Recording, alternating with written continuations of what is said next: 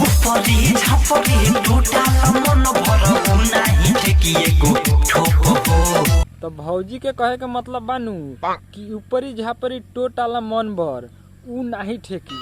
तो ए भैया हम एगो उपाय बताएम, जब न ठेकिनू ते कहे दुनू इंडिकेटरवा काट के अपना बुलेटवा में लगा लो।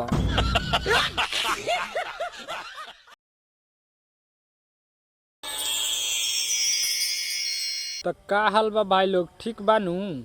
आज हम बात करे वाला बानी शैलेश प्रेमी और दो चार गो ऐसन गाना के बारे में जाना के सुनला के बाद नू तू लोग गाड़िए देब। तो वीडियो स्टार्ट करे से पहले नू एगो छोटा मोटा रउआ लोग के बात बतावे के चाहतानी कि ए वीडियो के सिर्फ एक ही मकसद है, आप लोग के इंटरटेन कइल, नहीं तो केहू के दिल पे ठेस पहुंचावल। हंसिया लोग और हंस के भूल जाइए लोग। तब शुरू कर जाओ आज के भक्चोदी। बानी हो कुंवर डर लागता। तो भौजी के कहना बानू कि बानी हम कुंवर डर लागता। तो ए भैया लोग तो उनके एकरा के देखला से लागता कि भौजी कुंवर हिया। हमके लागता नू कि 4-5 गो खिलौना के आविष्कार कर देले बिया।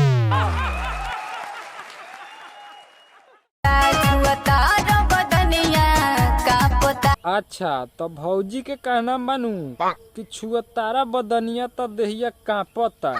तो ए भौजी यही तरह नू कांप के हैबिट बनाला, काहे कि बियाह भेला के बाद नू यही तरह ठोकाई होला त हाफेला लोग।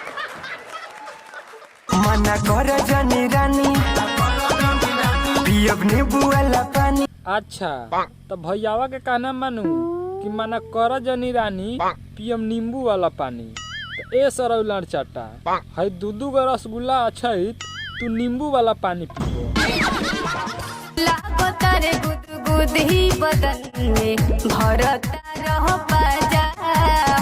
अच्छा तो भौजी के कहना बानू कि लागता गुदगुदी बदन में धर तारा पांजा हो। तो ए भौजी हम कहेम नू तोहरा दुनू सांझ ठोकवावे के कहता, जब दुनू सांझ ठोकवेबू नू तो सब गुदगुदी झड़ जाई।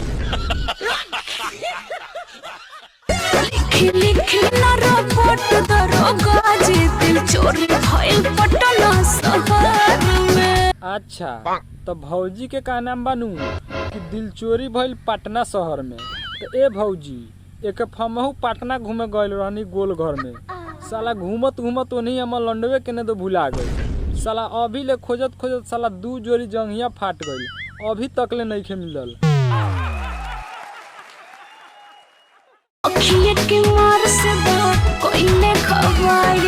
अच्छा तो अखिए के मार से कैलस घवाहिल। तो ए भौजी अगर तोरा के दुसाजी गथाई होए लगी नू तो तू अल्लाह के मर जाई।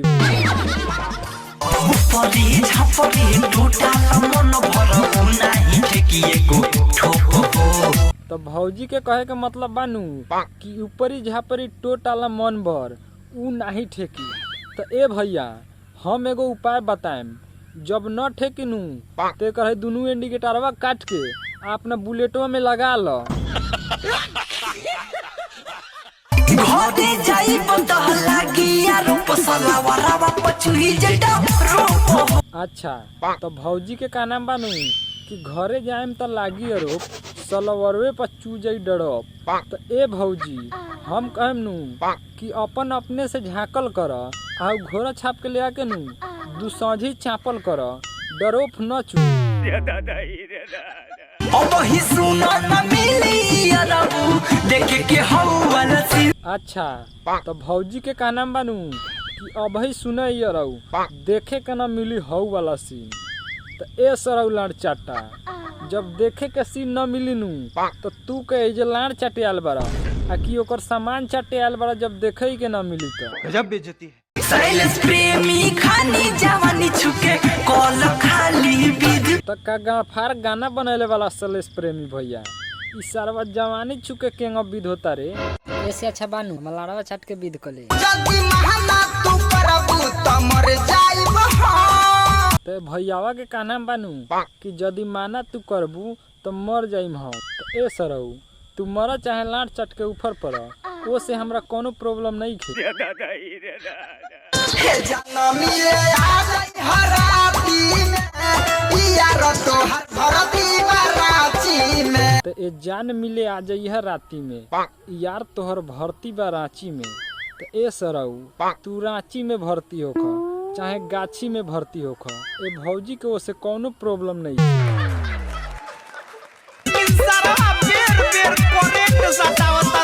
अच्छा तो अभी करेंट सटावता, अगर एक न मन बसर तो बिहान से तोरा के लंड चटाई। तो आज के वीडियो हम यही पे खत्म करतानी। अगर वीडियो अच्छा लागल तो चैनल के सब्सक्राइब कर दें, साथ ही बेल आइकन दबा के ऑल पर प्रेस कर दें।